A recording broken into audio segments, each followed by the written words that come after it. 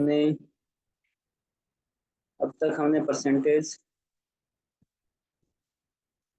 Profit and loss, ratio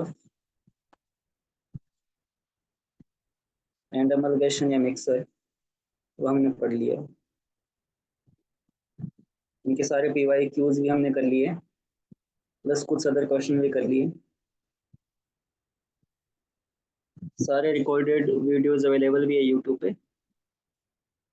आज हम नया टॉपिक स्टार्ट करते हैं। सिंपल टॉपिक है और हर साल क्वेश्चंस आते हैं उससे। एवरेज, हिंदी में जिसको औसत बोलते हैं।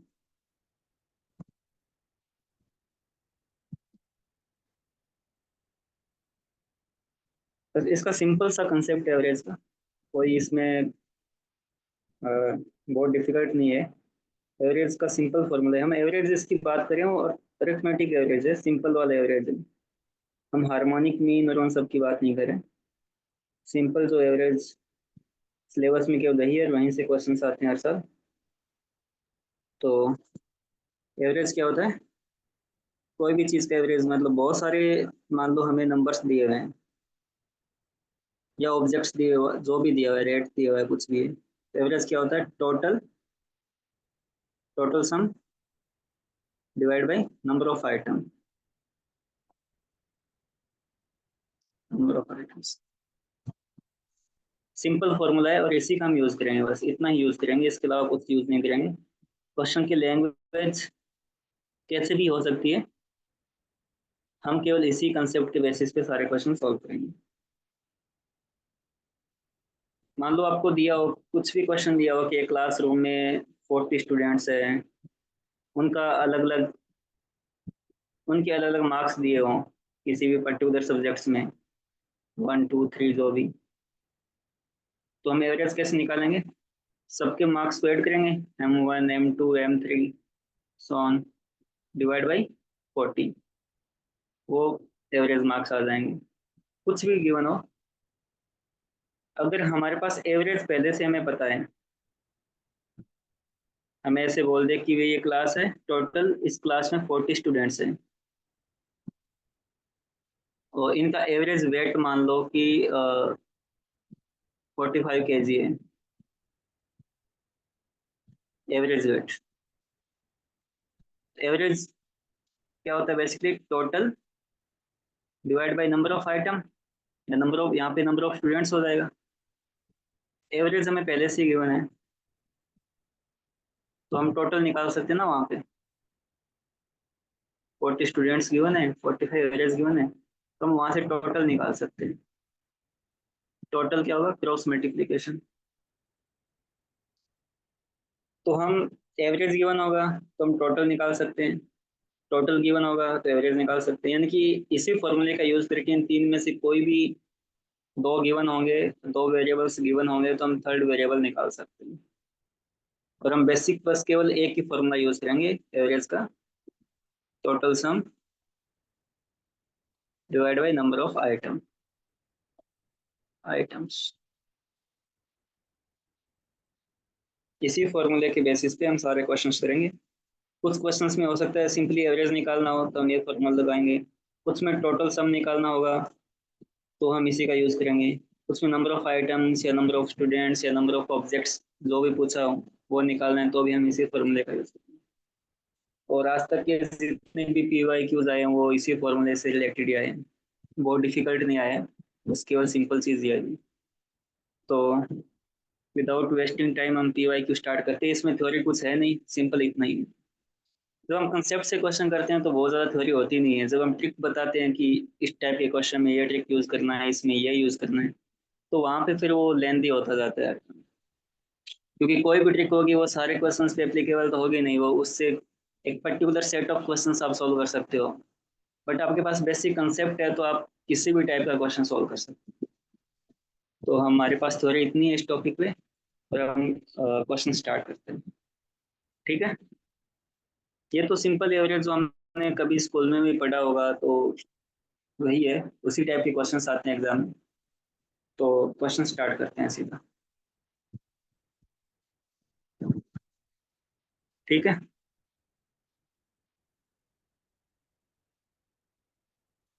यहाँ से स्टार्ट। इस बार 24 में जो क्वेश्चन आए थे एवरेज का और 25 में आया था वो तो एकदम ही बेसिक आए थे, सबसे इजी आए थे। 25 वाला आपको करवाता हूँ पहले। ये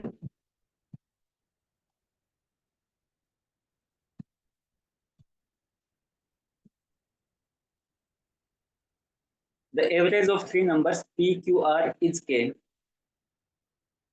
तीन नंबर है हमारे पास पी क्यू और आर, इन तीनों का एवरेज क्या है? के। एवरेज क्या होता है वैसे? टोटल करूंगा मैं तीनों नंबर का, P Q plus R divide by three करूंगा। नंबर ऑफ आइटम, ये टोटल थ्री है मेरे पास, ये एवरेज है। तो ये मुझे पहले से गिवन है के। P is as much more than the average as Q is less than the average। यानी कि P है वो एवरेज से उतना ही ज्यादा है जितना Q है एवरेज से कम है। ठीक है, एवरेज मेरे पास गिवन है के। तो P की वैल्यू क्या दे रखी है और P और Q में क्या रिलेशन दे रखा है? P is as much more than the average as Q is less than the average। तो P एवरेज से उतना ही ज्यादा है, यानी ये एवरेज है, एवरेज से कुछ ज्यादा है। सपोज कर लो x ज्यादा है, तो Q क्या है? Q एवरेज उतना ही कम है, यानी कि अगर ये एवरेज से x ज्यादा है तो Q एवरेज से x कम है। ये आया समझ में आपको? जी सर। ना कि P is as much more than the average as Q is less than the average. यानी कि P है वो एवरेज से उतना ज्यादा है जितना Q एवरेज से कम है। एवरेज मेरे पास गिवन है कि है, तो P है वो K से, सपोज कर लो x ज्यादा है, तो Q है वो K से उतना कम होगा, यानी कि माइनस एक्स होगा। उसने R की वैल्यू पूछी, ये मुझे गिवन है यहाँ पे। इसमें रखो आप, P की वैल्यू रखो, Q की रखो, R की आ जाएगी। P की जगह रखता हूँ मैं K प्लस एक्स, ये वाला। Q की जगह रखता हूँ K minus X plus K minus X plus R divide by three equals to K. मतलब इस इक्वेशन में रखा है मैंने। प्लस एक्स से माइनस एक्स कैंसिल हो जाएगा, आंसर क्या किया बचेगा? के प्लस के, टू के टू प्लस के आर प्लस आर। बराबर, ये इधर डिवीजन में उस साइड में जाएगा तो मल्टीप्लीकेशन हो जाएगा, थ्री के। आर क्या हो जाएगा? थ्री के। ये इधर प्लस का, ये इस साइड में माइनस का हो जाएगा, टू के। आर की वैल्यू के। ये 25 में आया हुआ क्वेश्चन, मतलब रिसेंट में आया हुआ क्वेश्चन। बेसिक कंसेप्ट पे एवरेज पे आया है, कुछ इसमें ज्यादा नहीं है। मतलब एग्जाम का लेवल तो पिछले 4-5 साल से कंटिन्यूअसली बढ़ता जा रहा है, टफनेस का लेवल। बट अभी भी काफी टॉपिक से सिंपल क्वेश्चन भी आते हैं, तो हमें उन सिंपल क्वेश्चन को पहले आइडेंटिफाई करना है। वहां से हमारा टाइम भी बचता है और क्वेश्चन भी सही जल्दी होता है। ठीक है, तो ये कुछ टॉपिक है जो हमने पीछे टॉपिक किए हैं, वो तो कॉन्स्टेंटली सेम ही टाइप के क्वेश्चन आ रहे हैं उनमें से। कुछ टॉपिक ऐसे हैं जिनमें पहले इजी क्वेश्चन आते थे, टाइम के साथ क्वेश्चन टफ हो गए। कुछ ऐसे हैं जिनमें पहले टफ आते थे और कभी कभी इजी क्वेश्चन भी आ जाते हैं। ये उसका एग्जाम्पल है। 24 में भी बहुत इजी क्वेश्चन आया था, तो ये आ गया समझ में, यस सर। है ना? आगे बढ़ते हैं। ये तो इजी क्वेश्चन था। 24 का भी इजी क्वेश्चन था, वो शायद मेरी इस पीडीएफ में नहीं, वो कल लेके आया था। आज दो है उत्तर, एक और भी है 25 का, ये थोड़ा बाद में करते हैं। तो मैं इजी से स्टार्ट कर रहा हूँ, फिर धीरे धीरे टफ की ओर बढ़ेंगे। क्वेश्चन सारे करेंगे हम, पहले इजी कर लेते हैं तो आपका थोड़ा कॉन्फिडेंस बिल्ड हो जाएगा। A family has two children, ये 19 में आया हुआ है। Along with their parents, एक फैमिली है उसमें दो चिल्ड्रन है और दो उनके पेरेंट्स है। C1, एक तो चिल्ड्रन मान लो C1 है, एक C2 है, एक फादर है और एक मदर है, ऐसे मान लो।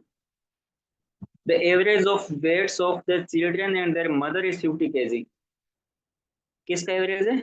वेट्स का, किनके? चिल्ड्रन एंड देयर मदर, यानी C1 plus C2 plus female, मतलब मैंने ठीक है, आप M फॉर मदर मान लो, F फॉर फादर, तो मदर का भी M। इन तीनों का एवरेज कैसे होगा, डिवाइड बाय 3, वो कितना गिवन, 50। ठीक है, average of weights of children and their father इज 52। चिल्ड्रन और उनके फादर का कितना दे रखा है एवरेज, वो 52 है। If the weight of the father is 60 kg, father का वेट कितना है 60 kg, तो मदर का वेट निकालना है। ठीक है, क्वेश्चन तो इजी है, इसको देखते हैं पहले। ये 3 इधर डिवीजन में, उस साइड में मल्टीप्लीकेशन हो जाएगा, है ना, क्योंकि नॉर्मली क्या होता है इसके डिवीजन में 1 मान लेते हैं हम, 1 को इससे मल्टीप्लाई करूंगा तो सेम ही वैल्यू आएगी सिंपली। ये मतलब बेसिकली क्रॉस मल्टीप्लीकेशन ही है। तो C1 plus C2 plus mother equals to हो जाएगा 150। ऐसे ये है C1 plus C2 plus father, ये कितना हो जाएगा 156। ठीक है, फादर हमें 60 दे रखा है, इस सेकंड वाली इक्वेशन में रखो C1 plus C2 plus father 60 है इक्वल्स टू 156। F की जगह मैंने वैल्यू रख दी, तो C1 प्लस C2 कितना आ जाएगा 156, ये उस साइड में जाएगा -60 हो जाएगा, तो ये कितना बचेगा 6 और 96। C1 C2 की वैल्यू मुझे पता है 96। अब ये C1 C2 की वैल्यू मैं इस पहली वाली इक्वेशन में रख देता हूँ, 96 plus M mother equals to 150। M की वैल्यू आ जाएगी मदर के वेट की 150 माइनस 96। ये मदर और फादर का वेट है मतलब, ठीक है, M मतलब मदर का वेट है। ये कितना बच गया 54। 54, तो 54 kg वो मदर का वेट आ जाएगा, तो आंसर अपना डी आ जाएगा। ठीक है, ये तो सिंपल क्वेश्चन था। आपने देखा होगा पिछले 7-8 दिन से हम जब भी कोई क्वेश्चन करते हैं तो मैं जैसे जैसे क्वेश्चन का सेंटेंस पढ़ता हूँ, लाइन पढ़ता जाता हूँ, वैसे वैसे उसको मैथमेटिकल फॉर्म में लिखता जाता हूँ। तो उससे क्या क्वेश्चन एक ही बार में समझ में आ जाता है, उसको बार बार नहीं पढ़ना पड़ता, तो एग्जाम में आपका टाइम भी बचता है, और फिर हम जब आगे सॉल्व करते हैं तो हमें आसानी भी होती है। तो आप खुद अगर ऐसे क्वेश्चन करते हो जब भी सॉल्व, तो आप जैसे सेंटेंस पढ़ते हो वैसे वैसे उसको मैथमेटिकल फॉर्म में लिखते जाओ। जैसे पहला सेंटेंस पढ़ा तो मैंने ये लिखा, सेकंड में मैंने ये लिखा, थर्ड सेंटेंस में ये लिखा, फोर्थ में ये था, फिफ्थ में ये था। हमने आज तक जितने भी क्वेश्चन किए सेम ही फॉर्मेट से करते आ रहे हैं। ठीक है, इसमें कोई डाउट? No sir. ठीक, आगे बढ़ते हैं।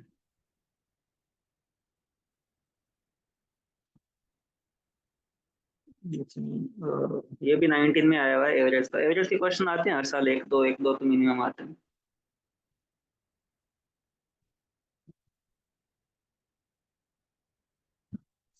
The average marks of 100 students are given to be 40. Average marks दे रखे हैं 40। 100 स्टूडेंट्स के, टोटल नंबर ऑफ स्टूडेंट्स क्या है 100। ठीक है, तो टोटल निकाल सकते हैं हम। एवरेज क्या होता है, total sum divide by number of students. Average मुझे गिवन है 40,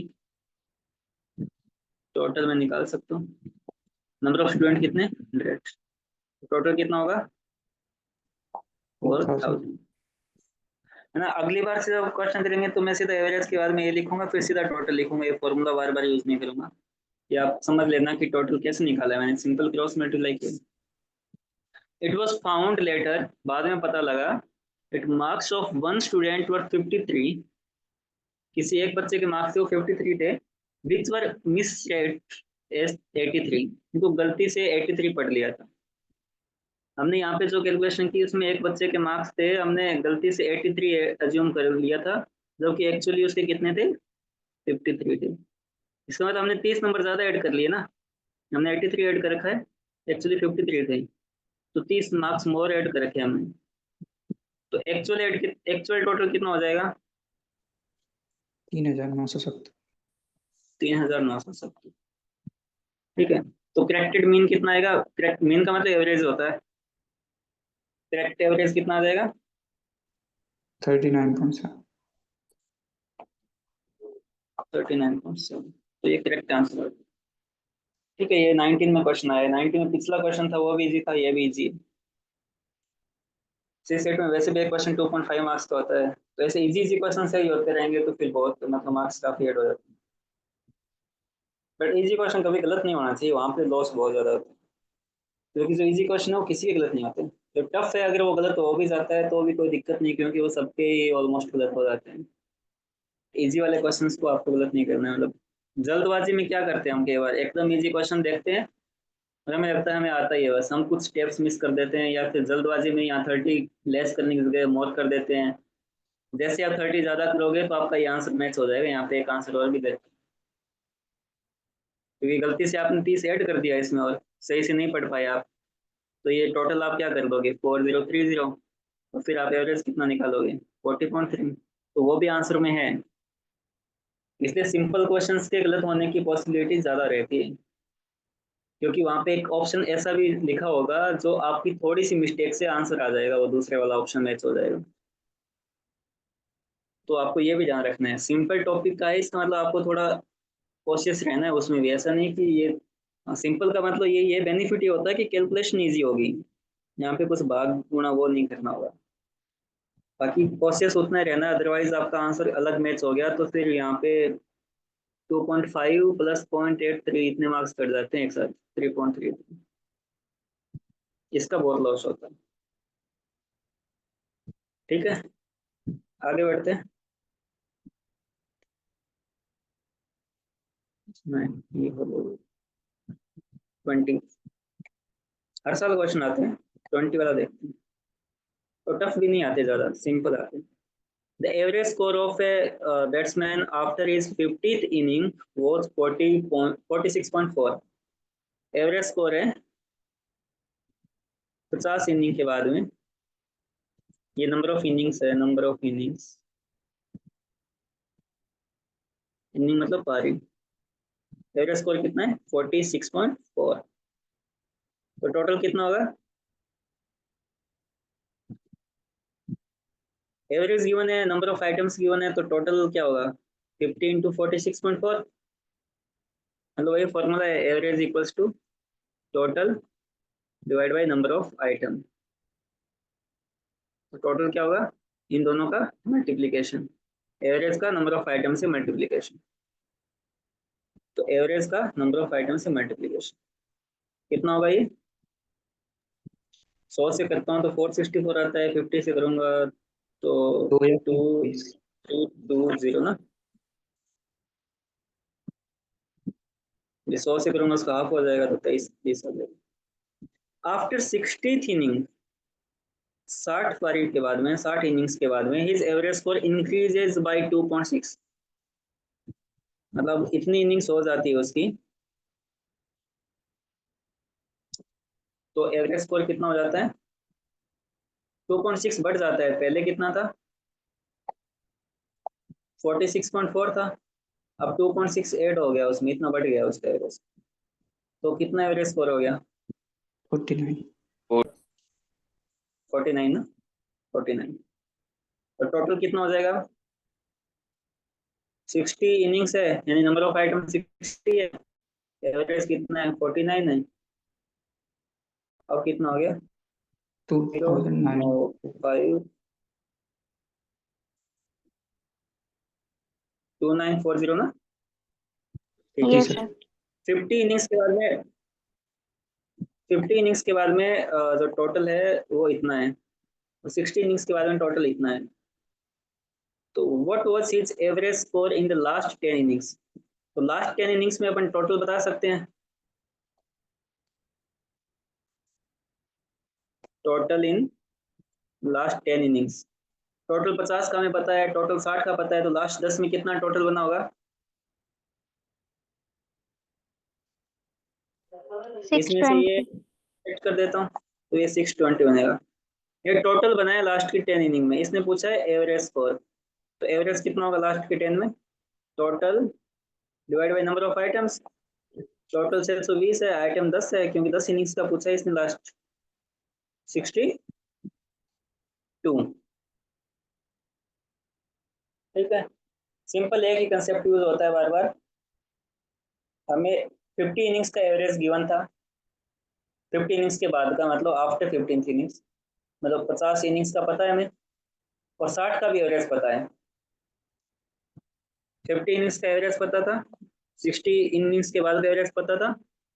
इसने पूछा इन दोनों के बीच में ये जो 10 इनिंग्स थी, इसमें इनका कितना स्कोर बना होगा लास्ट के 10 में, लास्ट के 10 में कितना बना होगा 51 से 60 के बीच में। तो हमें इसका टोटल लिया था हमने, इसका टोटल लिया था, दोनों का टोटल घटा दिया तो हमारे पास 10 इनिंग्स का टोटल आ गया था, टोटल आ गया और नंबर ऑफ आइटम 10 है, तो फिर एवरेज भी 10 से डिवीजन करके आ जाएगा। ठीक है, मतलब फॉर्मूला एक ही है, उसी में से किसी न किसी वेरिएबल का यूज हो जाता है। एवरेज पहले से गिवन हो तो आप समझ के चलो कि टोटल का यूज कहीं ना कहीं होगा, टोटल गिवन है तो फिर एवरेज निकालना होगा। फॉर्मूला इतना ही है, यही कंसेप्ट है, ये ठीक है, बस इसके अलावा कुछ नहीं है इसमें। क्वेश्चन भी थोड़े इजी लेवल के आते हैं, बहुत टफ नहीं आते, बस लैंग्वेज थोड़ी आगे पीछे घुमा फिरा के दे देते हैं, अल्टीमेटली आंसर वैसे ही आता है। तो इस क्वेश्चन में किसी को डाउट? No sir. नो ठीक सर। है, आगे बढ़ो। जहाँ भी आपको डाउट हुआ, देखो 19 में भी दो क्वेश्चन आए थे, दोनों इजी थे। 20 में भी दो क्वेश्चन आए हैं, एक हमने कर लिया, ये second question.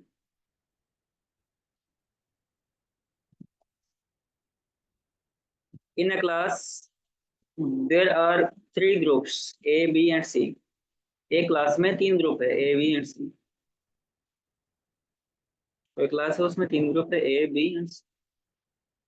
If one student from group A and 2 students from group B, इसमें से एक स्टूडेंट और इसमें से 2 students are shifted to group C, इन दोनों को कहाँ शिफ्ट किया, ग्रुप सी में शिफ्ट कर दिया, इधर 3 और आगे, इसमें से एक कम हो गया, इसमें से 2 कम हो गए, इसमें 3 ऐड हो गए। Then what happens to the average weight, average weight पे क्या इफेक्ट पड़ेगा of the students of the class, class के जो स्टूडेंट्स हैं उनके एवरेज वेट पे क्या इफेक्ट पड़ेगा। आप बताओ, कोई भी आप में से।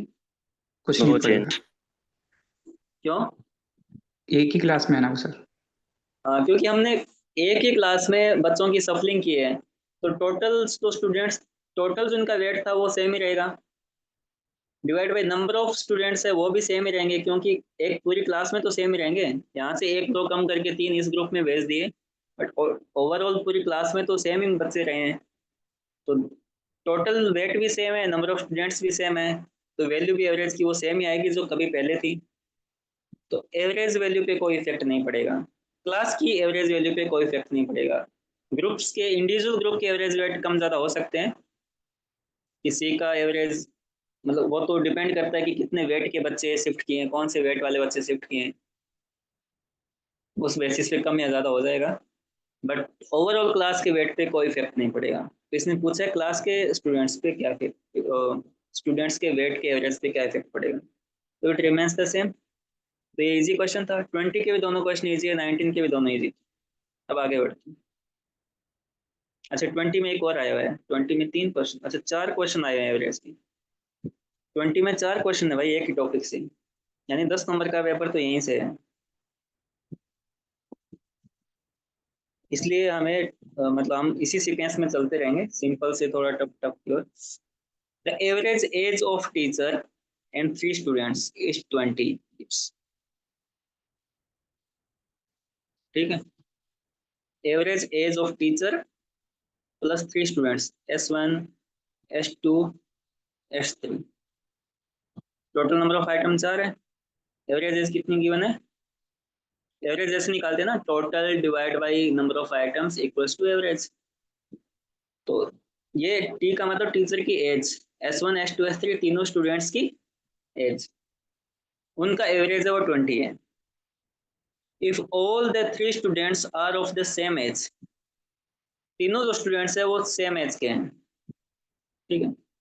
तो तीनों की एज सेम मान लो, कुछ भी एज मान लो, एक्स मान लो, या मान लो इसकी भी एक्स है, इस बच्चे की भी एक्स है, इसकी एज भी एक्स है, and the difference between the age of the teacher and each student is 20 years. Teacher की जो एज है टी हमने अज्यूम की थी, और ईच स्टूडेंट मतलब कोई सा भी स्टूडेंट ले लो, सबकी सेम ही है, स्टूडेंट S1 मान लेता हूँ, उनमें कितना डिफरेंस है, 20 ईयर्स का है। तो टीचर की एज स्टूडेंट के कंपैरिजन में कितनी होगी, 20 प्लस S1, तो 20 प्लस एक्स। टीचर की एज क्या है, 20 प्लस एक्स, और बच्चों की क्या है, स्टूडेंट्स की x x x. Then what is the age of teacher. अब इस हमारे पास एक इक्वेशन है, वेरिएबल हमारे पास एक की एक्स है, तो एक इक्वेशन है एक वेरिएबल है, तो हम वैल्यूज निकाल लेंगे। तो टी की जगह रखो आप 20 प्लस एक्स, इसमें 20 प्लस एक्स, ये टी की वैल्यू है, प्लस S1 की वैल्यू एक्स है, S2 एक्स है, S3 एक्स है, डिवाइड बाई 4 इक्वल्स टू 20। क्या हो गया, 1 2 3 4, 20 प्लस 4x बराबर, इसको मैं इधर लेके मल्टीप्लाई कर देता हूँ, 80। 4x की वैल्यू क्या आएगी, 80 माइनस, ये प्लस का है तो इधर माइनस 20 हो जाएगा, तो 60। 4x की वैल्यू मेरे पास 60 है, तो x की वैल्यू कितनी होगी, 15। स्टूडेंट्स की एज क्या है, 15 ईयर्स 15 ईयर्स 15 ईयर्स। पूछा क्या है मेरे से, टीचर की एज क्या है, टीचर की एज क्या थी, 20 प्लस X। एक्स, तो 20 प्लस 15, 35 ईयर्स, 35 ईयर्स, ठीक है। ये भी इजी क्वेश्चन था। तो 2020 में जो एवरेज के 3 क्वेश्चन हमने देख लिए, तीनों इजी है, और इस साल तो क्वेश्चन भी काफी आए हैं, 4 क्वेश्चन आए थे। तो इसमें कोई डाउट, सिंपल हमने एक ही चीज यूज की थी जो हमारा बेसिक फॉर्मूला था, नोट ओनली ये सिंपल कंसेप्ट था, वो यूज किए और आंसर निकाला। कोई डाउट इसमें, नो सर। आगे बढ़ते हैं। ये भी 20 में आया, मतलब एक टॉपिक से इतने क्वेश्चन मिलना रेयरली होता है, बट कभी कभी यूपीएससी में आता है, इसलिए किसी भी टॉपिक को इग्नोर तो करना नहीं है, कहीं से भी आ सकते हैं, कभी किसी भी टॉपिक से ज्यादा आ सकते हैं। ये हमें एक डेटा दिया हुआ है, टेबल दी हुई है, girls boys and overall average marks in English, average marks in Hindi. लड़कियों के, गर्ल्स के एवरेज मार्क्स इंग्लिश में वो 9 है, बॉयज के वो 8 है, और ओवरऑल मतलब पूरे दोनों को मिला दूं मैं तो 8.8 है। इसी का यूज करके यहाँ पे हिंदी में क्या है, गर्ल्स के 8 है, बॉयज के 7 है, और ओवरऑल एक्स है, एक्स का निकालना है। तो एक बात तो आपको समझ में आएगी होगी कि जो हमें यहाँ पे तीनों डेटा दिए हुए हैं, तो इनका यूज करके हमें इंडिविजुअल गर्ल्स कितनी है, बॉयज कितने हैं, उसका नंबर पता होगा, तो हम यहाँ पे इजिली निकाल पाएंगे। ओवरऑल का मतलब क्या है, दोनों गर्ल्स और बॉयज का टोटल है, ठीक है। तो अपन क्या एज्यूम कर लेते हैं, गर्ल्स को मान लो एक्स नंबर ऑफ गर्ल्स है वहां पे, ये नंबर ऑफ गर्ल्स है, नंबर ऑफ गर्ल्स एक्स है, और नंबर ऑफ बॉयज कितने हैं, वाई, ऐसे एज्यूम कर लो। मैंने बताया आपको एवरेज गिवन है, नंबर ऑफ हमने एज्यूम कर लिए, तो टोटल तो हम निकाल सकते हैं। तो गर्ल्स का टोटल निकाल सकते हो, ये गर्ल्स है, नंबर ऑफ गर्ल्स है, ये एवरेज इनकी मार्क्स है, लड़कियों के एवरेज मार्क्स इंग्लिश में 9 है, और बॉयज के 8 है। तो अब आप इंग्लिश में हम बात करते हैं, इंग्लिश की बात करते हैं, इंग्लिश सब्जेक्ट की बात करते हैं। एवरेज क्या होता है, सेम फॉर्मूला हमारा, टोटल सम होता है, यहाँ पे टोटल मार्क्स का सम हो जाएगा, divide by number of girls. ये सब मैं क्यों कर रहा हूँ, क्योंकि मुझे वहाँ पे कितनी लड़कियां हैं कितने लड़के हैं उनकी वैल्यूज तो नंबर तो पता होना चाहिए कि नंबर ऑफ गर्ल्स कितने हैं, नंबर ऑफ बॉयज कितने हैं। ठीक है, तो एवरेज गिवन है मुझे इंग्लिश में लड़कियों का 9, total marks, number of girls कितनी है, एक्स अज्यूम कर लिया मैंने, एक्स अज्यूम कितनी, तो टोटल मार्क्स कितने हो जाएंगे 9x। 9। सिमिलरली बॉयज के कितने हो जाएंगे टोटल मार्क्स, ये टोटल मार्क्स गर्ल्स के, ये टोटल मार्क्स बॉयज के, कितने होंगे इनके टोटल मार्क्स। एवरेज 8 है, नंबर ऑफ बॉयज हमने वाई अज्यूम किया था तो 8y हो जाएंगे।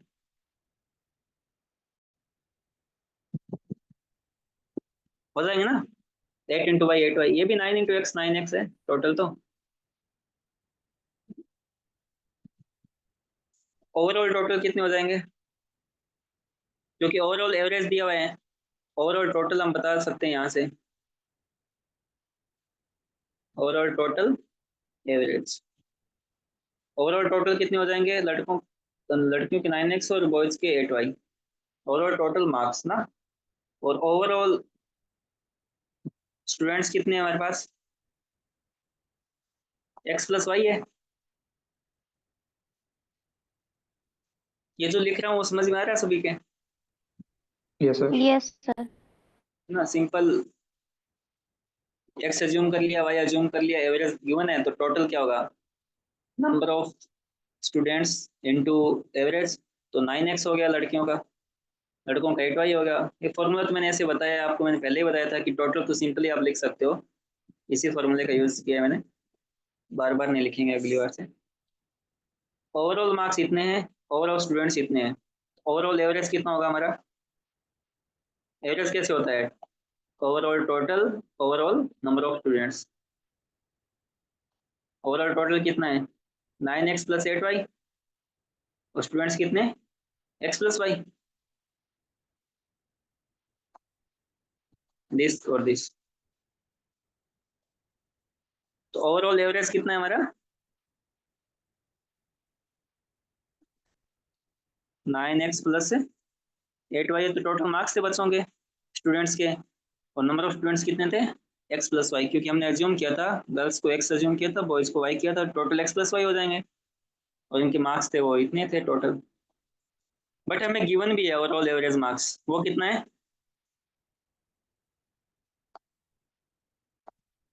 मार्क्स कितना है 8.8। 8.8।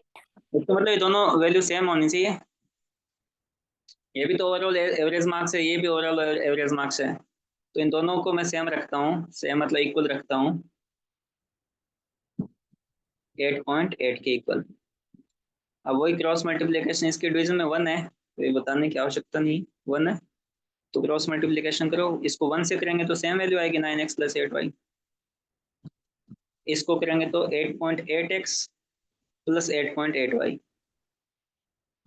एक साइड में x को ले आओ, इस साइड में ये 9 है, ये 8.8 प्लस का इस साइड में आएगा माइनस को हो जाएगा, 9 माइनस 8.8 कितना होगा 0.2 x, ये 8.8y है, ये प्लस का 8y है, इस साइड में आएगा तो माइनस का 8y होगा, 8.8 माइनस 8 कितना होगा 0.8, ये पॉइंट पॉइंट हटा दो क्योंकि ये दोनों में सेम है, तो 2x equals to 8y, x equals to क्या होगा 4y, 4y। आ गया बस, x इक्वल्स टू 4y आ गया। ठीक है, इसका मतलब क्या है, लड़कियां हैं वो लड़कों की 4 गुना है। अब इधर देखते हैं, एवरेज मार्क्स इन हिंदी 8 है, 7 ओवरऑल एवरेज बताना है। अब हिंदी सब्जेक्ट की बात करता हूँ, ये हमने इंग्लिश की बात की थी, हिंदी। अब सीधा ही बता दो आप मेरे को, गर्ल्स का टोटल कितना है marks, 8x। 8x, very good. और बॉयज का, मतलब ये बात आप 7y। यहाँ भी सीधा लिख सकते थे, 7y। ठीक है, तो टोटल कितना होगा इनका, टोटल दोनों का सम होगा, 8। स्टूडेंट तो सेम ही x plus y, overall average कितना हो जाएगा? 8x plus 7y 7y divide by x plus है, y x plus y student है ना टोटल। अब देखो y की x की जगह मैं 4y लिख देता हूँ, क्योंकि दोनों में से एक सेम हो जाएगा। ये हमारे पास आई थी वैल्यू, तो आप रखो अब इसमें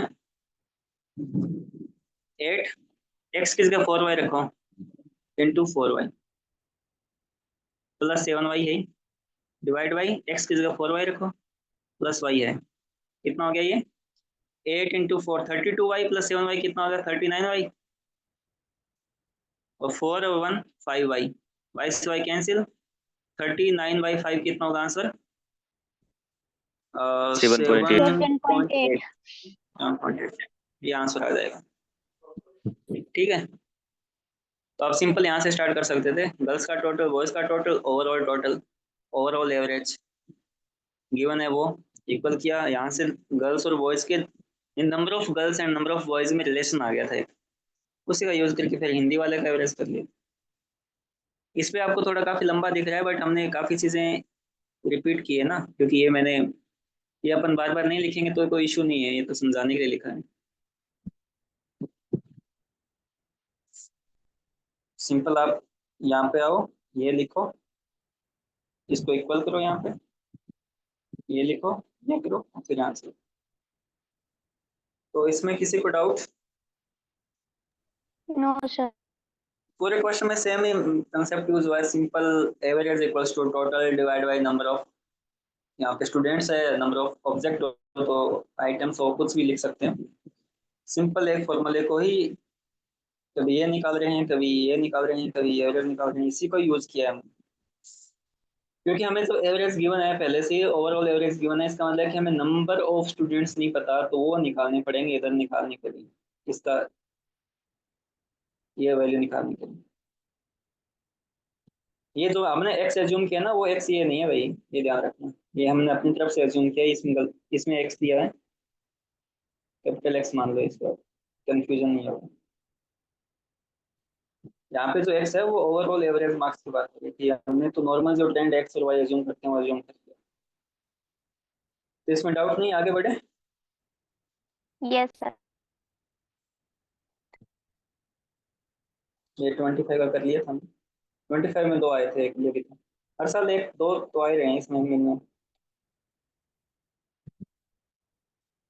consider the set of 11 numbers, total number हमने इसमें पहले दे दी 11, वैल्यू 1 है, ये वैल्यू 2, वैल्यू 1 क्या है? Minimum value of average of the numbers of the set when they are consecutive integers greater than equals to -5। Consecutive integer का मतलब समझते हो? लगातार आने वाले, क्रमागत पूर्णांक हिंदी में बोलते हैं।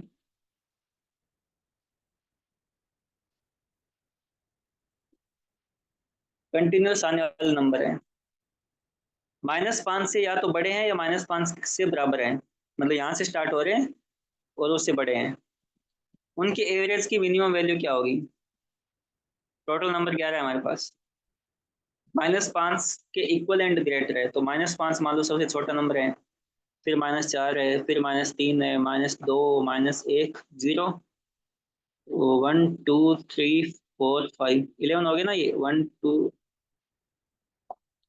1 2 3 4 5 6 7 8 9 10 ठीक है, ये 11 नंबर है। कंजुगेटिव भी है, एक के बाद एक आ रहा है, मतलब बीच में कोई स्किप नहीं हुआ, और -5 से स्टार्ट हुआ है, -5 के लेस देन और इक्वल्स ग्रेटर देन है, तो सॉरी ग्रेटर देन और इक्वल्स टू है।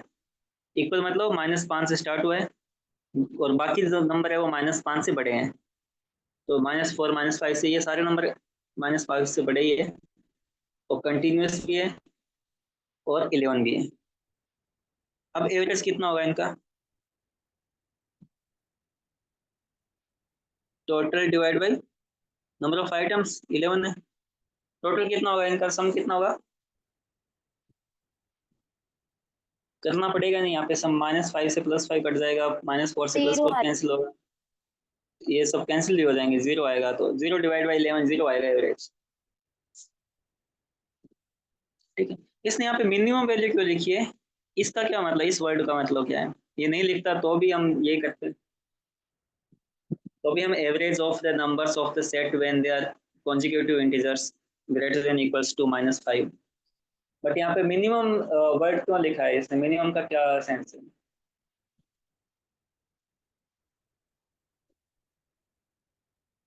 इसने बोला है कि हमारे जो कंजुगेटिव इंटीजर्स है वो -5 के इक्वल या बड़े हो सकते हैं, तो क्या पता मैं -5 से नहीं स्टार्ट करता हूँ, -4 से स्टार्ट कर देता हूँ, -4 -3 -2 -1 0 1 2 3 4 5 एंड 6, ये भी 11 नंबर्स है, ये भी कंजुगेटिव है, ये भी -5 से ग्रेटर देन है, बड़े हैं, बट यहाँ पे एवरेज अलग आएगा, एवरेज जो भी आएगा वो यहाँ पे पॉजिटिव में आएगा, 1 मतलब 1 आएगा, तो वो मिनिमम तो नहीं होगा, मिनिमम तो 0 है, इससे तो बड़ा ही होगा वो, यहाँ पे एवरेज कितना आएगा, 1 आएगा। ऐसे अपन नंबर और कम करते जाएंगे, -3 से स्टार्ट करेंगे तो एवरेज और थोड़ा ज़्यादा आएगा, but minimum value of average, यानी कि एवरेज की मिनिमम वैल्यू कितनी होगी इन नंबर्स की, तो वो 0 ही होगी, मतलब वो तभी होगी जब हम -5 से स्टार्ट करके इंटीजर्स कंजुगेटिव फॉर्म में लिखते हैं, तभी तभी मिनिमम वैल्यू होगी एवरेज की, अदरवाइज तो एवरेज की वैल्यू बढ़ती जाएगी। ये आया समझ में आपको मिनिमम वैल्यू ऑफ एवरेज का मतलब, कि हमें Yes, वो sir. एवरेज लेना है तो इन 11 नंबर से मिनिमम निकलता हो, तो डेफिनेट सी बात है कि जो सबसे लोवेस्ट नंबर है उसी से हम स्टार्ट कर देते हैं, कंजुगेटिव नंबर लेने हैं, -5 से बड़े होने चाहिए, इक्वल भी हो सकता है कोई नंबर, तो हमने इक्वल ले लिया, इक्वल के केस में मिनिमम वैल्यू आती है, इक्वल नहीं लेता हूँ, ये वाला इक्वल साइन नहीं लेता हूँ, केवल ग्रेटर देन लेता हूँ, तो ये आती है, वो भी कंडीशन सही है, आंसर ये भी सही है, बट ये मिनिमम वैल्यू नहीं है एवरेज की, ये है मिनिमम वैल्यू। अगर मैं नंबर -3 से स्टार्ट करता हूँ तो यहाँ पे एवरेज और ज्यादा, मतलब एक से भी ज्यादा आएगा, ये 13 18 22, यहाँ पे एवरेज 2 आएगा, 22 डिवाइड बाई 11, एवरेज 0 1 2 3 4 ऐसे बढ़ता जाएगा, तो मिनिमम वैल्यू 0 होगी। यहाँ तक समझ में आया, स्टेटमेंट 1 समझ में आया आपको। Sir Yes, sir. सर हाँ -5 से बोलो। ही क्यों स्टार्ट कर रहे हैं, इससे -8 या -10 से ही स्टार्ट करके और 0 की तरफ लेके आए। नहीं, -5 से बड़ी नंबर लेने हैं, या तो इक्वल्स टू या ग्रेटर देन -5 लिखा है ना, हमें वो कंजुगेटिव इंटीजर्स लेने हैं जो ग्रेटर देन इक्वल्स टू -5 हो, मतलब -5 या तो -5 हो या -5 से बड़े हो सारे, तो -8 तो -5 से छोटा होता है ना, वो तो इस साइड में आएगा। मतलब सर ये ग्रेटर देन और इक्वल टू -5 जो है ये इंटीजर्स के लिए कहा गया है, ना कि एवरेज के लिए। हाँ, तो जो हमने ये नंबर्स लिए हैं, इंटीजर्स लिए हैं, वो -5 से बड़े या इक्वल होने चाहिए, मतलब वहां से स्टार्ट करना है। तो अगर मैं ओके -8 सर। लेता हूँ तो वो इंटीजर तो -5 से छोटा हो गया ना, बड़ा कहाँ है, जी सर जी।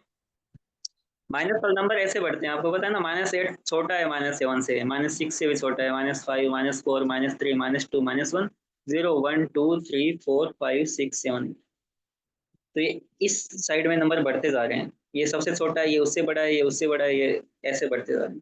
उसने बोला है कि हमें वो कंजुगेटिव इंटीजर्स लेने हैं, वो इंटीजर्स लेने हैं कंजुगेटिव्स जो -5 से बड़े होने चाहिए, इक्वल वाला केस भी चलेगा, तो -5 ये है, इससे बड़े इधर वाले हैं सारे, तो -5 इक्वल के केस में -5 भी हो जाएगा, -4 उससे बड़ा है, -3 भी बड़ा है, -2 भी बड़ा है, -1 भी बड़ा है, 0 भी बड़ा है, 1 बड़ा है, 2 ये सब बड़े हैं। आप बोल रहे हो -8 से स्टार्ट कर देंगे, तो बट वो -5 से तो लेस देन हो जाएगा ना, छोटा हो जाएगा, ये बड़ा कहाँ है, यस सर यस, हमें वो मुझे लगा सर कंजुगेटिव कि वो, इंटीजर्स लेना। हाँ। सर मुझे लगा कि वो जो -5 दे रहे हैं इक्वल टू करके, वो एवरेज हम्म। की वैल्यू बताना चाह रहे हैं कि एवरेज जो आएगा 11 नंबर्स का वो ग्रेटर हाँ देन हाँ, -5 होगा। नहीं नहीं, वो एवरेज की वैल्यू नहीं है, यहाँ पे एवरेज तो मैं निकालनी है, मिनिमम वैल्यू ऑफ एवरेज को निकालनी है ऑफ द नंबर्स, एवरेज जो नंबर है उनकी मिनिमम एवरेज वैल्यू क्या होगी? व्हेन, जब they are consecutive integers greater than equals to -5, जब वो कंजुगेटिव इंटीजर्स है और ग्रेटर देन इक्वल्स टू -5 है, ये वाली कंडीशन सेटिस्फाई होती है। या तो वो -5 से बड़े हैं, और आप इक्वल वाला केस भी ले सकते हो। उन कंजुगेटिव इंटीजर्स का मिनिमम एवरेज क्या होगा? तो अगर मैं -5 से स्टार्ट कर देता हूँ, क्योंकि ये कंडीशन है, इक्वल वाली कंडीशन है उसमें, यहाँ से स्टार्ट करता हूँ इन नंबर्स का, तो मेरा एवरेज आता है 0, 11 नंबर्स का। अगर मैं ये केस स्टार्ट करता हूँ तो मेरा एवरेज आता है 1। यानी मैं ये केस भी स्टार्ट कर सकता हूँ, क्योंकि इसमें भी सारे इंटीजर्स है, वो -5 से तो ग्रेटर देन ही है। ये वाली कंडीशन है, इसमें भी मेरे सारे इंटीजर्स है, वो -5 से ग्रेटर देन है, तो मेरी ये कंडीशन भी सेटिस्फाई हो रही है। बट इसने बोला है कि ये सारे जो एवरेजेस आपके आ रहे हैं, उनमें से मिनिमम वैल्यू आपको लेनी है। तो मेरी मिनिमम वैल्यू तभी आएगी जब मैं -5 यानी इक्वल वाली कंडीशन भी साथ में ले लेता हूँ, क्योंकि यहाँ पे मेरा एवरेज 0 आएगा, अदरवाइज मेरा एवरेज 1 2 3 4 5 ऐसे बढ़ता ही जाएगा। एवरेज की मिनिमम वैल्यू मेरी 0 आएगी अगर मैं ये वाली कंडीशन -5 वाली कंडीशन को इंक्लूड करूँ। होपफुली आपको समझ में आ गया होगा, यस सर, समझ। है ना? हमें एवरेज की ये मिनिमम वर्ड नहीं देता तो हमारी वैल्यू हम कुछ भी मान सकते थे, फिर तो मैं ये 11 इधर वाली 11 कंजुगेटिव इंटीजर्स मान लेता, एवरेज 1 ले लेता। बट इसने क्लियरली लिखा है कि मिनिमम वैल्यू ऑफ एवरेज, जो भी आपका एवरेज आए 11 कंजुगेटिव इंटीजर से, कंडीशन ये कंडीशन लगा के जो भी 11 कंजुगेटिव इंटीजर्स है उनका एवरेज आए, उसका आपको मिनिमम वैल्यू लेनी है। तो मेरे एवरेजेस काफ़ी आ रहे हैं, 0 भी आ रहा है, 1 भी आ रहा है, 2 भी आ रहा है, 3 4 5 ऐसे आते जाएंगे। बट उसमें से मिनिमम 0 से कम नहीं होगा एवरेज। क्यों? क्योंकि 0 से कम होने के लिए आपको इधर से इधर वाले डिजिट्स लेने पड़ेंगे, और ये डिजिट्स ले नहीं सकता, क्योंकि ये इस कंडीशन को सेटिस्फाई नहीं करते। ये लेस देन -5 है, ग्रेटर देन -5 नहीं है। तो मेरा मिनिमम जो वैल्यू एवरेज की वो 0 आएगी। यहाँ तक आया समझ में? Yes sir. किसी को भी डाउट हो तो आप पूछ सकते हैं। स्टेटमेंट 2 है अपना, यानी वैल्यू 2 है, minimum value of the product of the numbers of the set when they are consecutive non negative integers. Non negative का क्या मतलब होता है? पॉजिटिव। वो तो सिंपली यहाँ पे पॉजिटिव भी लिख सकता था, नॉन नेगेटिव क्यों लिखा होगा फिर? इंक्लूडिंग 0 हो। Including zero. पॉजिटिव नंबर्स होते हैं वो क्या है, 1 2 3 सब पॉजिटिव नंबर्स है, और नेगेटिव क्या है, -1 -2 -3 सब नेगेटिव है। बट नॉन नेगेटिव मतलब उसमें 0 भी आ जाएगा साथ, क्योंकि 0 ना तो पॉजिटिव ना नेगेटिव है, तो नॉन नेगेटिव हो गया। नॉन नेगेटिव इंटीजर्स मतलब 0 1 2 3 4 5 से आगे सारे नॉन नेगेटिव इंटीजर्स हैं। प्रोडक्ट की वैल्यू, प्रोडक्ट मतलब मल्टीप्लाई, गुणा की वैल्यू। तो आप 11 नंबर लो, नॉन नेगेटिव इंटीजर्स कुछ भी लो, उनकी प्रोडक्ट की वैल्यू निकालो, मिनिमम वैल्यू निकालनी। बट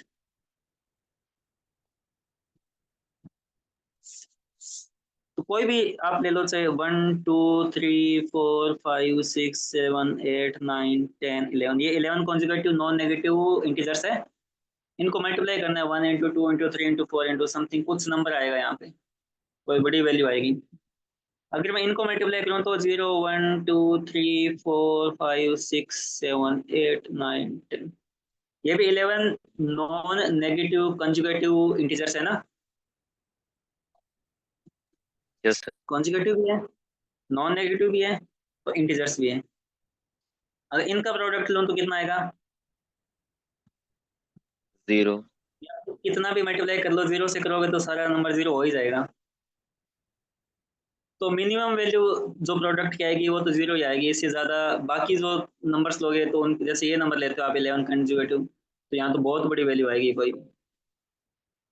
ऐसे आप 2 से स्टार्ट करके 12 तक लेते हो तो फिर कोई बड़ी वैल्यू आएगी। तो मिनिमम तो कितनी आएगी? 0 से मिनिमम तो आएगी नहीं प्रोडक्ट की वैल्यू, क्योंकि सारे नंबर तो नॉन नेगेटिव है, नेगेटिव तो है नहीं। नेगेटिव हो तो भी माइनस में चली जाती है। तो मिनिमम वैल्यू प्रोडक्ट कितनी आएगी 11 कंसेक्यूटिव इंटीजर्स की, नॉन नेगेटिव इंटीजर्स 0। की? 0। तो इधर मिनिमम वैल्यू ऑफ एवरेज भी कितना आया था अपना? 0। तो कौन सा करेक्ट है इसमें? वैल्यू 1 इक्वल्स टू शिवा। वैल्यू 2, ये 2025 में आया था क्वेश्चन, इसी मतलब जस्ट पिछले साल। तो ये होपफुली आपको आ गया होगा समझ में, ये सिंपल क्वेश्चन था वैसे। इस यस पूरे सर। क्वेश्चन में सबसे ज्यादा इंपॉर्टेंट वर्ड था वो मिनिमम ही था। हाँ, इसके अलावा दो ये इंपॉर्टेंट थे, ग्रेटर देन इक्वल टू -5 और नॉन नेगेटिव। ये वर्ड बहुत इंपॉर्टेंट है, आपको ये लैंग्वेज पे बहुत ध्यान रखना है। नॉन नेगेटिव लिखा है या पॉजिटिव लिखा है या कुछ लिखा है जो भी।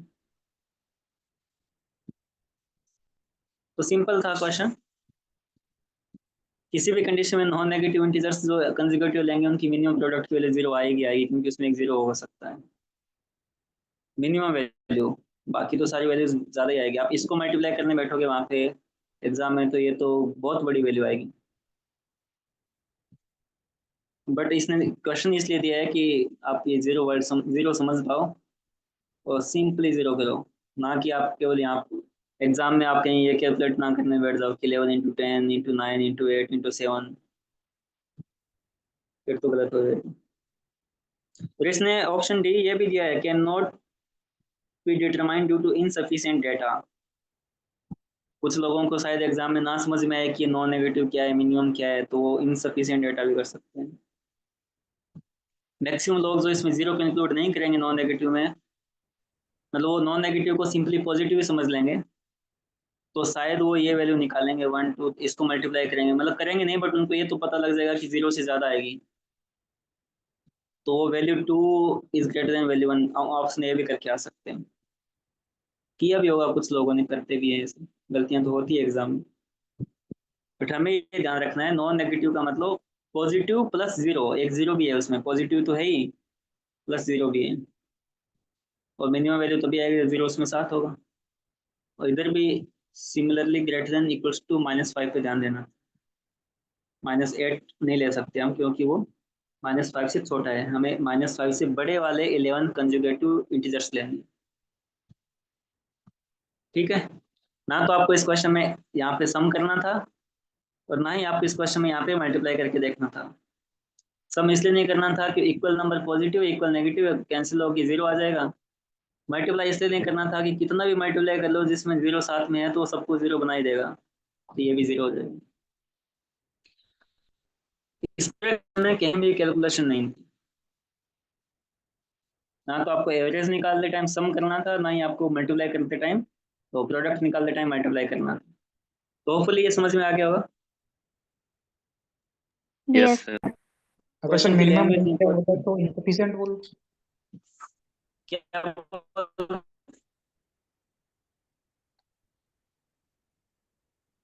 हेलो, अगर मिनिमम नहीं दिया होता इसमें तो इनसफिशिएंट रहता है,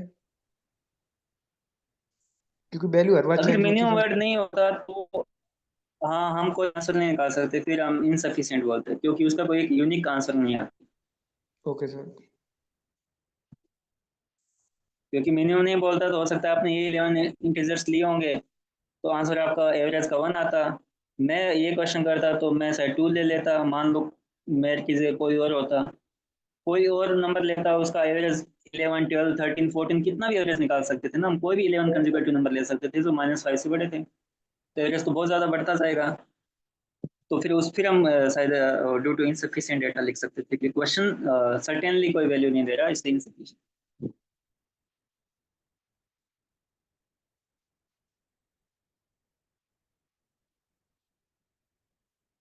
और अगर दोनों ही जगह मिनिमम नहीं लिखा होता, मान लो यहाँ भी मिनिमम नहीं लिखा है यहाँ भी मिनिमम नहीं लिखा है, तो भी इनसफिशिएंट डेटा है। एक में भी नहीं लिखा है तो भी इनसफिशिएंट डेटा है। जी सर जी। अगर यहाँ पे नॉन नेगेटिव की जगह पॉजिटिव लिख देते हैं तो आपकी वैल्यू 2 फिर हमेशा बड़ी आती है वैल्यू 1 से, क्योंकि इनका प्रोडक्ट है वो काफ़ी ज़्यादा हो जाता है। फिर आप कोई भी नंबर लेते बड़े नंबर एवरेज निकालते हैं तो फिर भी इनसफिशिएंट ही बोलते हैं, क्योंकि यहाँ भी फिर सर्टेनिटी तो नहीं थी। हाँ ठीक, हर कंडीशन में आप इनसफिशिएंट ही बोलते हैं। तो क्वेश्चन तो बनाने वाले ने बहुत ध्यान से बनाते हैं, वो काफ़ी सीनियर लेवल के प्रोफेसर्स होते हैं, काफ़ी बार चेक भी करते होंगे क्वेश्चन बना के। और वो इस टाइप के क्वेश्चन जो आजकल आते हैं ना, दो दो स्टेटमेंट वाले, हमने पीछे भी काफी किए थे दो दो स्टेटमेंट वाले, जहाँ पे question can be solved using both statement, can be solved using only one statement. इस टाइप के क्वेश्चन में आपने देखा होगा कैलकुलेशन होती नहीं है कहीं भी, वो सिंपल कंसेप्ट देख रहे हैं, आपका कैलकुलेशन नहीं करवा रहे हैं। तो इस क्वेश्चन में भी कैलकुलेशन नहीं थी, हमने परसेंटेज में, प्रॉफिट लॉस में, रेशियो में, सब में हमने कुछ क्वेश्चंस देखे थे जो स्टेटमेंट्स वाले थे। तो हमने देखा बिना कैलकुलेशन किए हम बता रहे थे कि अगर दो इक्वेशन गिवन है तो मैं एक वैल्यू निकाल सकता हूँ, तीन इक्वेशन गिवन है तो मैं दो वेरिएबल की रिलेटिव वैल्यू निकाल सकता हूँ। तो उस टाइप के क्वेश्चंस इसलिए देते हैं कि आपको सॉल्व ना करना पड़े, बस सिंपली आप बता दो कि आप कर सकते हो या नहीं कर सकते, कैसे करोगे वो बताना। ठीक है, आगे बढ़ते हैं।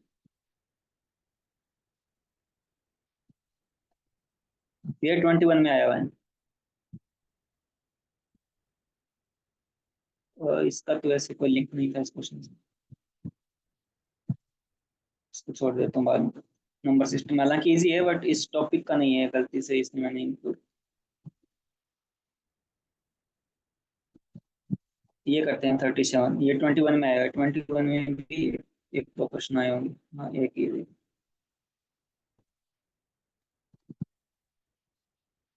There are two classes A and B having 25 and 30 students respectively. दो क्लास है, class A and class B. इसमें नंबर ऑफ स्टूडेंट्स कितने, नंबर ऑफ स्टूडेंट्स ए में 25 है और बी में 30 है respectively. In class A, the highest score is 21 and lowest score is 17. Highest score कितना है, 21, और लोवेस्ट स्कोर है 17. In class B, the highest score is 30, lowest score is 22. Fourth student are shifted from class A to class B. यहाँ से 4 students को इधर shift किया है, यानी इधर 4 कम हो गए, इधर 4 ऐड हो गए। टोटल बच्चे हैं वो 34 हो चुके हैं, यहाँ पे टोटल और 21 बचे हैं। यहाँ तक है समझ में? Yes. एक चीज में आपने, आप बताओ मेरे को कि हम जितने भी नंबर्स है उनका एवरेज निकालते हैं, कोई भी नंबर्स दे देता हूँ आपको, मान लो 1 2 3 4 5, इनका आप एवरेज निकालते हो तो एवरेज वैल्यू क्या होगी, वो हाईएस्ट और लोवेस्ट के बीच में होती है ना कहीं, मतलब basic common sense. Yes, sir. आप इनकी एवरेज वैल्यू निकालोगे, 5 4 9 12 13 15 हो गई, 15 डिवाइड बाई 5, एवरेज कितनी आएगी 3। Average value Yes. हाईएस्ट और लोवेस्ट के मिड में ही होगी कहीं, मतलब इनके बीच में होगी कहीं भी, वो मिड में भी हो सकती है, आगे पीछे भी हो सकती है कहीं भी, बट इन दोनों के क्रॉस नहीं करेगी ना, तो इससे कभी कभी कम होगी ना इससे कभी ज्यादा होगी, ये तो आप समझते हो ना। Yes. एवरेज वैल्यू जितने भी नंबर की हम लेते हैं, जितने भी आइटम्स की, नंबर्स की, स्टूडेंट्स की, जो भी है, वो कभी भी हाईएस्ट और लोवेस्ट को क्रॉस नहीं करती, मतलब इस साइड में नहीं आएगी। आप इनका एवरेज कभी 1 से कम नहीं हो सकता, ना ही 5 से ज्यादा हो सकता। एवरेज का मतलब ये है कि कहीं बीच की इसी वैल्यू, सबके सबके साथ एक जैसी वैल्यू। ठीक, अगर आपको ये समझ में आता है तो ये क्वेश्चन इजी है, इसमें डाउट थोड़ी है किसी को, ये मतलब बेसिक स्टेटमेंट कि एवरेज वैल्यू कभी भी हाईएस्ट और लोवेस्ट को क्रॉस नहीं करती। ये तो आप सब मानते हो ना, ये सिंपल, आप कोई भी एग्जांपल लेके देख सकते हो, 6 नंबर का लेके देख सकते हो। 6 का लूंगा तो 21 डिवाइड बाई 6 कितना होगा, 3.5, तो वो भी कहीं 1 से ज्यादा है, 6 से कम है, मतलब कहीं मिड में ही है। ठीक, अब ये क्वेश्चन देखते हैं। इसने क्या किया, 4 लोगों को उधर शिफ्ट किया है, यहाँ पे 30 थे अब 34 हो चुके हैं, यहाँ 20 थे अब 25 थे अब 21 बचे। The average score of class B will definitely decrease. बताओ आप, स्टेटमेंट 1 क्या है, सही है या गलत है? मैंने क्लास ए के 4 बच्चों को उधर शिफ्ट कर दिया। अब मेरे को आप ये बताओ कि बी के एवरेज स्कोर पे क्या इफेक्ट पड़ेगा। क्वेश्चन में ये लिखा है definitely word, definitely decrease.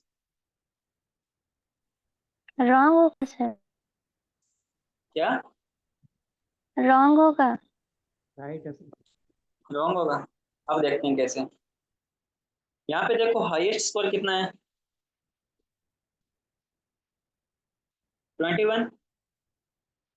Sir और इसका न्यूनतम 22 है। इसका लोवेस्ट 22 है, यानी कि इसका एवरेज जो भी होगा, ए का जो भी एवरेज होगा, ए का जो भी एवरेज होगा वो हमेशा 21 से छोटा ही होगा। क्योंकि वो मैंने यहाँ पे अपन ये इसलिए मैंने किया था ये, कि वो कभी भी 21 को क्रॉस नहीं कर सकता, 21 भी नहीं हो सकता, 21 से हमेशा छोटा ही होगा। 21 इसलिए नहीं हो सकता कि कुछ बच्चों के 17 नंबर भी है ना, एक का 17 भी तो नहीं हो। 21 तभी हो सकता है तो सबके 21 नंबर हो सब बच्चों के, तो एवरेज भी 21 हो जाएगा।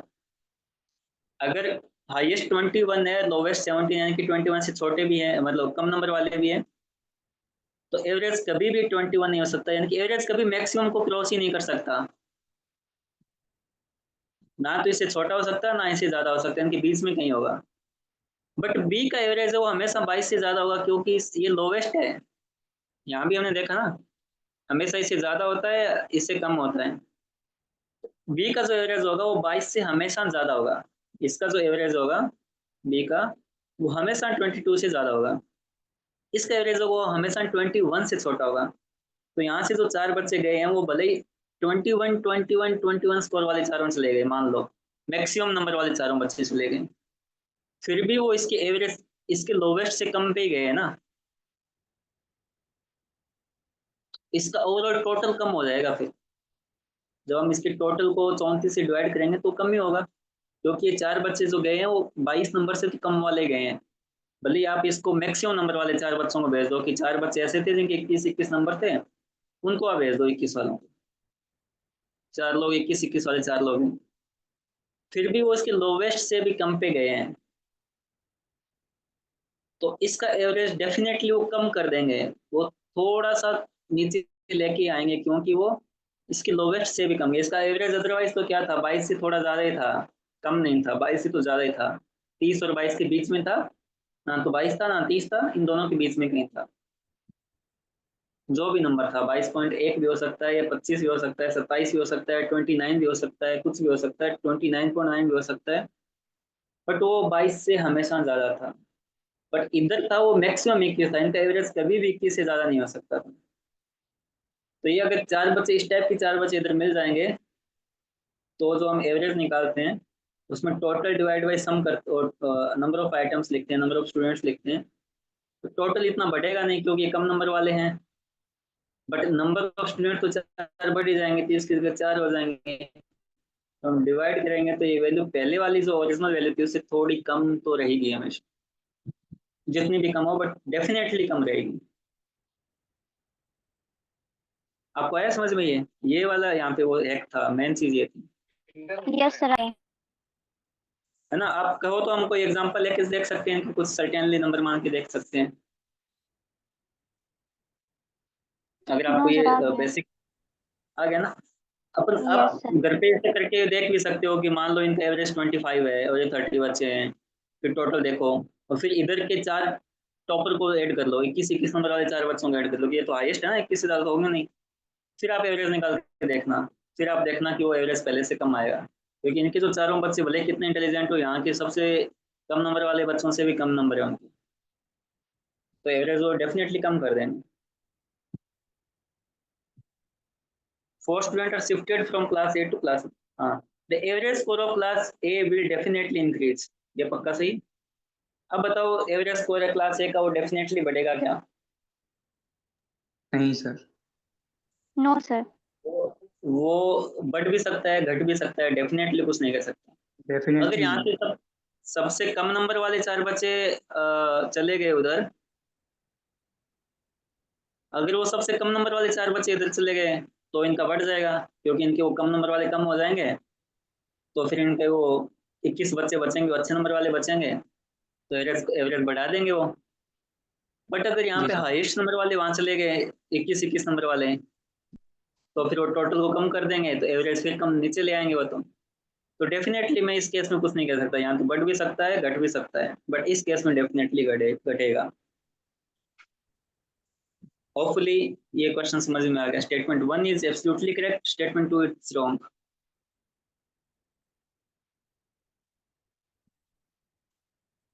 मतलब ये कंसेप्ट वाला क्वेश्चन था, इजी क्वेश्चन था। आया समझ में? Yes sir. Yes sir. ठीक है, हम बाकी क्वेश्चन और भी है वो कल कंटिन्यू करते हैं, एक क्लास और करते हैं इस पे। 24 में भी आया है क्वेश्चन। ठीक है, तो आप भी इनको क्वेश्चन को एक बार वापस जाके करके देखना।